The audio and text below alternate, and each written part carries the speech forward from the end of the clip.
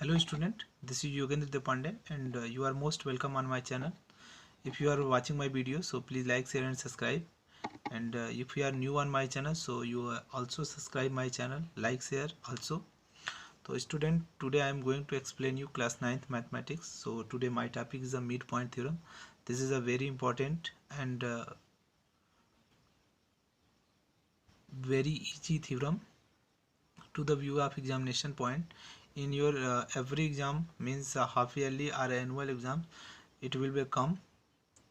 और ये एग्ज़ाम के दृष्टि से अगर देखा जाए तो ये बहुत ही इम्पोर्टेंट थ्योरम है और ये बहुत ही इजी है जिसको आप बहुत ही आसानी से प्रूफ कर सकते हो। ओके, तो आज हम इसी के बारे में डिस्कशन करने जा रहे हैं आपके साथ।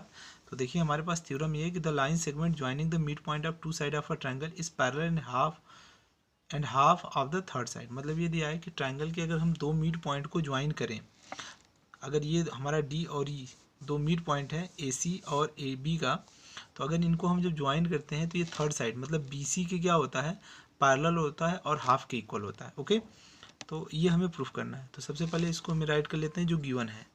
देखिए गिवन में आपको क्या गिवन है, ए triangle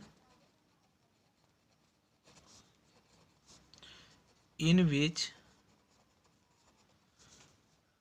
D and E is the mid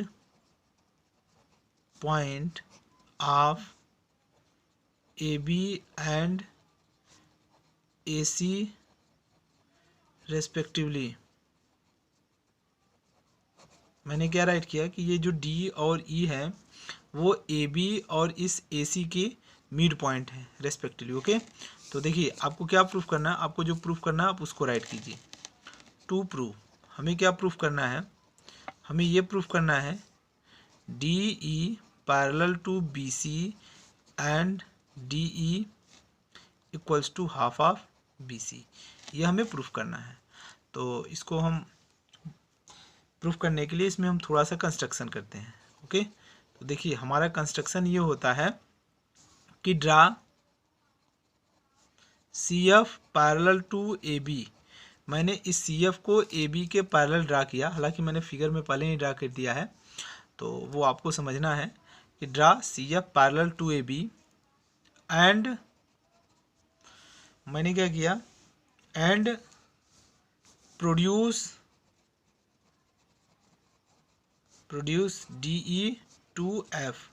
मतलब ये तो हमें पहले राइट करना चाहिए था कि produce D E to F and draw C F parallel to A B. मतलब ये जो सी एफ है वो ए बी के पैरेलल है।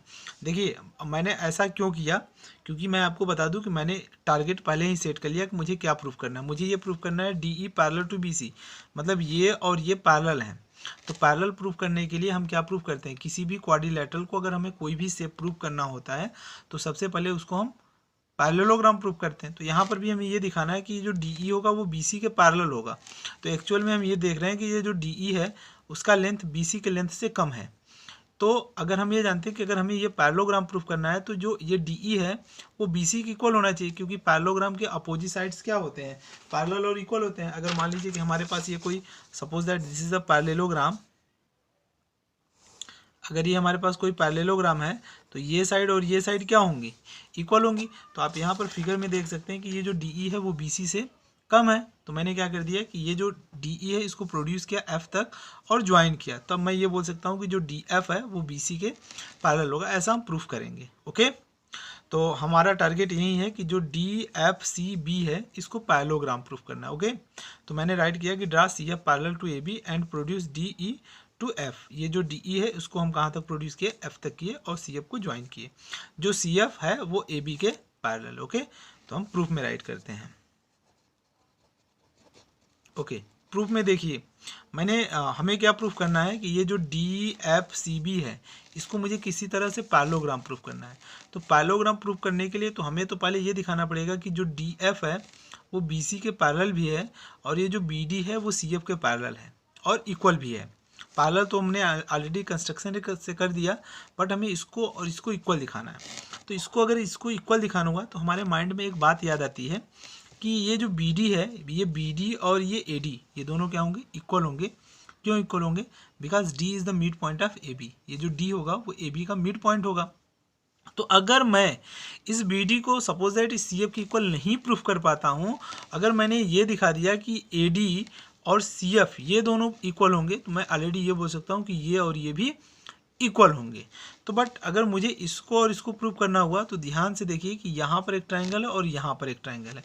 अगर मैं इन दोनों ट्रायंगल को कॉन्ग्रुएंट प्रूव कर दूँ तो इजिली मैं इसको क्या कर सकता हूँ, ये मैं बोल दूंगा कि ये दोनों क्या हो जाएंगे, सी एफ और ए डी इक्वल हो जाएंगे। ओके, तो इसको हम प्रूव करते हैं कि in triangle A E D and triangle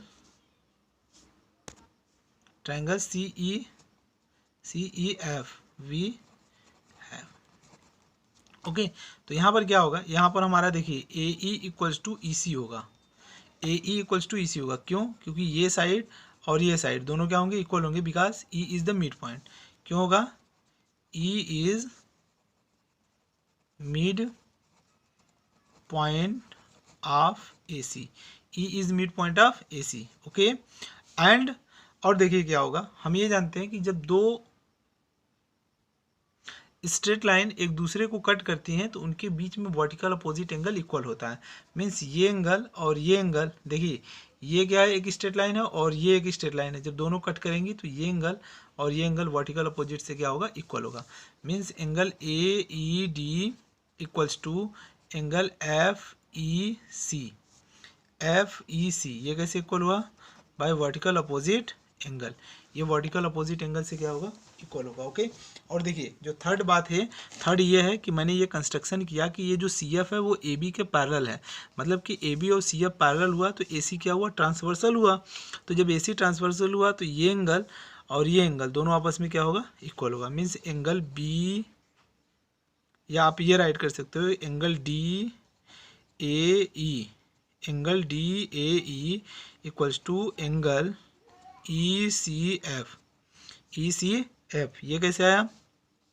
ये आया by alternate interior angle. Alternate interior angle से ये क्या होगा, इक्वल होगा।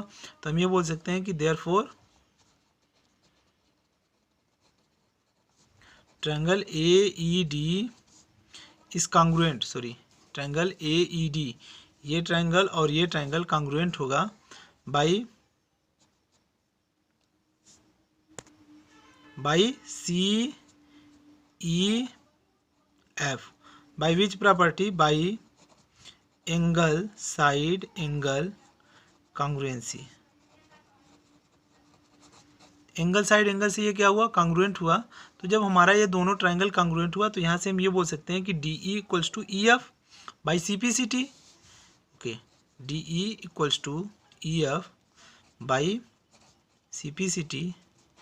एंड देखिए ये डी ई और सी एफ ये तो कॉन्ग्रुएंट हुए, तो ये ए डी और सी एफ भी क्या होगा, कॉन्ग्रुएंट होगा। And A D equals to C F by C P C T. But आप यहाँ पर राइट कीजिए कि but A D equals to B D, ये क्या है, ये गिवन है। क्यों गिवन है? क्योंकि D is the mid point of A B. A D equals to B D, ये गिवन है। क्यों होगा? क्योंकि डी क्या है, mid point of A B है। तो suppose that this is equation 1 and this is equation 2, not, इसको 2 बना लीजिए, आप इसको 3 कर लीजिए और इसको 1 कर लीजिए। ओके, तो यहाँ से देखिए from second and third, second equation और थर्ड इक्वेशन से ए डी सी एफ की इक्वल है और ए डी बी डी की इक्वल है। तो आप ये राइट कर सकते हो C F equals to B D, C F equals to B D. मैंने ये प्रूव कर दिया कि सी एफ और बी डी दोनों आपस में क्या होंगे, इक्वल होंगे। ओके, अगर सी एफ और बी डी दोनों आपस में इक्वल होंगे तो आप ध्यान से समझिए, आप इस फिगर को ध्यान से समझते चलिए कि जब सी एफ और बी डी इक्वल हुए, मतलब यहाँ से आप देखिए सी एफ ये और ये बी डी इक्वल हुआ, तो हम ये बोल सकते हैं कि hence D F C B is a parallelogram. तो यहाँ से क्या होगा, डी एफ सी बी क्या होगा, एक पैरेललोग्राम होगा। क्योंकि हम ये जानते हैं कि किसी भी पैरेललोग्राम के अगर वन पेयर पैरेलल और इक्वल होता है तो उस क्वाड्रिलेटरल को हम क्या बोलते हैं, किसी भी क्वाड्रिलेटरल का अगर वन पेयर पैरेलल और इक्वल होता है तो उस क्वाड्रिलेटरल को हम पैरेललोग्राम बोलते हैं। तो यहाँ से मैंने ये दिखा दिया कि ABCD क्या होगा, पैरेललोग्राम होगा। एंड तब क्या होगा, तब ये हो जाएगा कि DF पैरेलल टू BC।